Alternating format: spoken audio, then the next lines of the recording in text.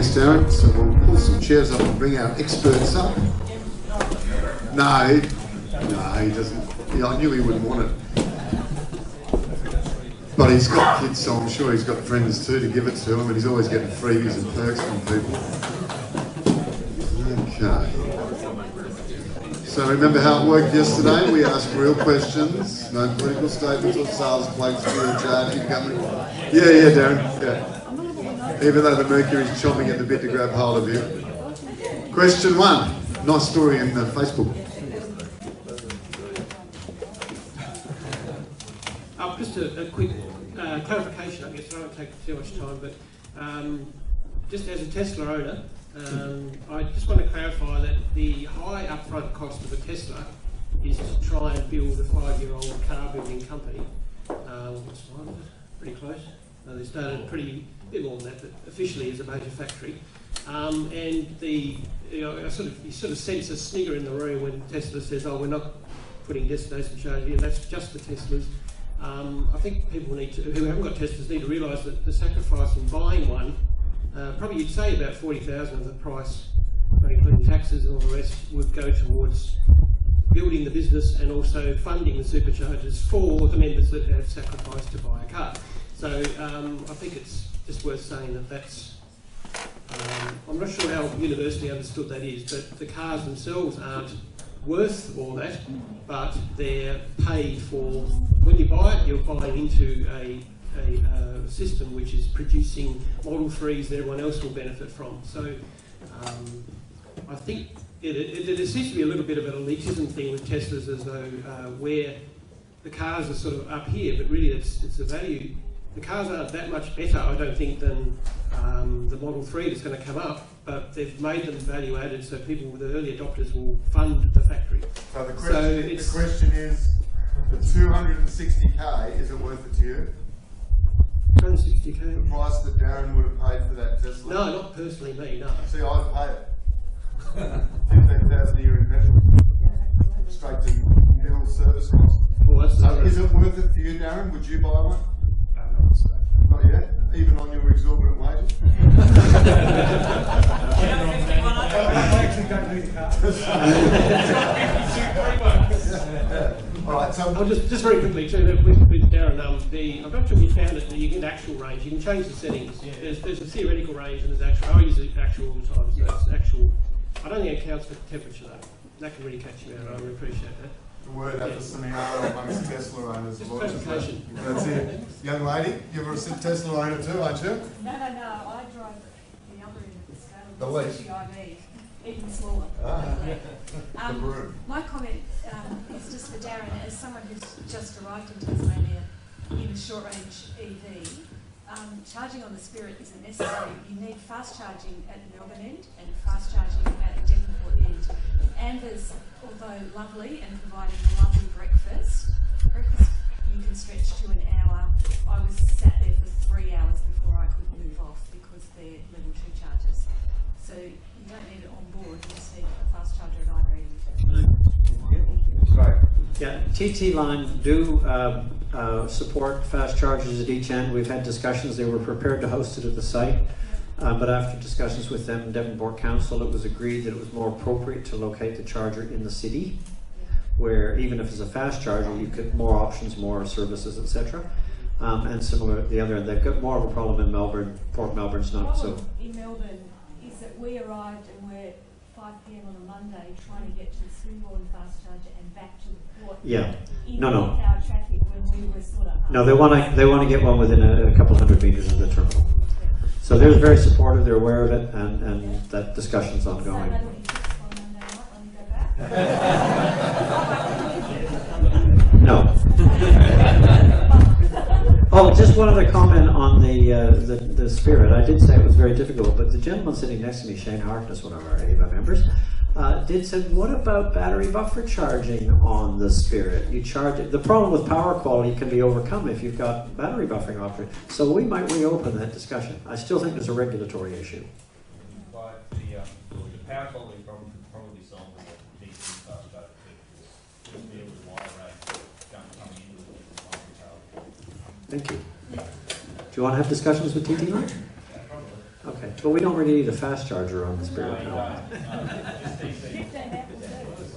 Fast charger on the trolley.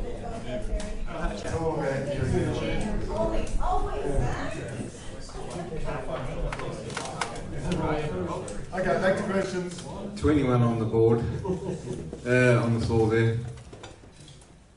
First question, is it right that Tasmania spends $1 billion a year on transport fuels? Second question, out of that, approximately how much actually would stay in Tasmania if we went full electric? Do you know the numbers, Darren? No, sorry. Don't know. Well, Penny does. Correct me if I'm wrong, Penny, I don't Mike, but I think the total import cost is between 1.2 and 1.5 billion. No, sorry, the total retail price is between 1.2 and 1.5 billion. The import cost is around about 600 million. So the rest is taxes, transport, and retailer's margin. So my comment on that is the other figures that need to be put in front of the powers that be to really get them to understand. They have been. To understand how much Repeatedly. would actually change. For 5 years, as Penny said. And that money would stay in Tasmania. Surely there's enough money there to really start to change things. Yep, I've got one at the back there, sir. Our friend from AGL doing $1 a day. I'm put in for one already. Thanks, John. Excellent news. I'm just interested. So, firstly, well done on a lot of the work that you guys are doing. It's fantastic. Richard in particular, I think is just amazing. You know, really, really impressive that effort that you guys have gone to and being organised.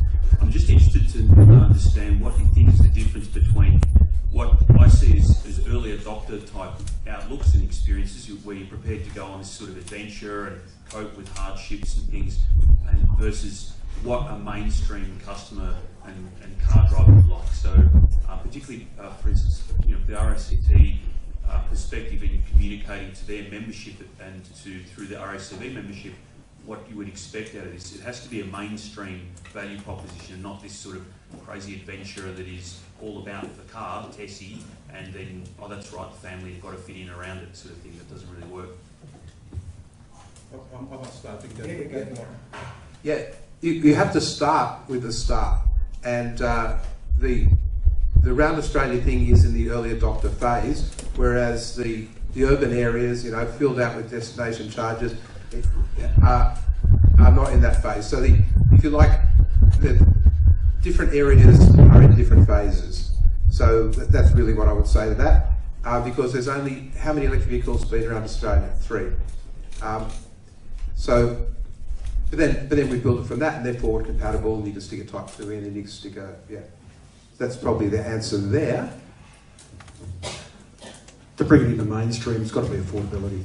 The affordability of the base car, a minimum actual distance of around 200 kilometres, and I think that will go a long way to reassuring the general public that range anxiety doesn't exist. And one of the presentations yesterday, average commute distance across Australia 15.4 kilometres, but if you drive affordability in, you then drive actual range to 200, you are very, very close to convincing a whole heap of the population that it's not early adopter time anymore. It is now, and it is for everybody.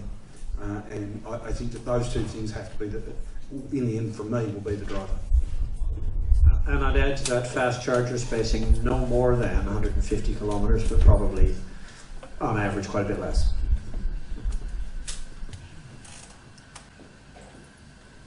So who's got a real question? Ready for this time, Barry? You got it? You got it all correct? Good. When you say affordability, what do you think the cost is affordable for the general population for a car? A used car. Cost, money-wise. Oh, look, that's widely varied, but I mean, it depends on what your family and transport requirements are. Which is, you think? But the dominant market is used cars, so we're looking in the teens, but it's a used car in the teens. Young man? Yeah, thank you. I don't know the market, I think. Just a question for Bryce. With the demise of the Chatamo in Europe, is the new Leaf going to have CCS2 in Europe? Or No, the Japanese will be sticking to Chatamo and J7072. So that means they leave this history in Europe, is it? Pretty much for fast charging. Wow. Okay, cool. Thank you. It's all right, they'll all be autonomous soon. Who else, young man? Maybe second. Which one of the two of you wants to fight it over? Go with Mark. I'm not really. I don't really have a question. It's more of a response and an attempt to diffuse tension. Okay. When Richard mentioned Tesla only for the destination charges, I actually blew a raspberry, and it wasn't in order to heckle. It was light-hearted to point out that Elon Musk has said that he supports other electric vehicles, and he's open sourced and all those sort of words. So Tesla is saying the right things, and what you just said about Tesla only, it flies in the face of that. Now, I'm fully aware that Teslas are more expensive than these, and they try not to be dangerous. There's a little bit of that. So the raspberry came from, I think, a good place. I wasn't spitting in the face of Tesla. That's absolutely for sure. So the question is, should you be envious of Tesla drivers? I'll look at one more thing. Performance bonus. All right. You got 3 minutes. You're being filmed for the news. Oh, very good. Okay, now I'll start off with something for Darren. Now, look, you're not in a position to speak on behalf of the Tasmanian government, but I do notice the Tasmanian government is a platinum sponsor of this event. So at some level they're keen to have us all here, but maybe they're all keen to have people from out of the state visit here and spend money rather than actually being serious about electric vehicles, even though they're sponsoring an electric vehicle conference. So I do actually, I'm not disagreeing with anything that you've said, but there is an interesting extra layer here.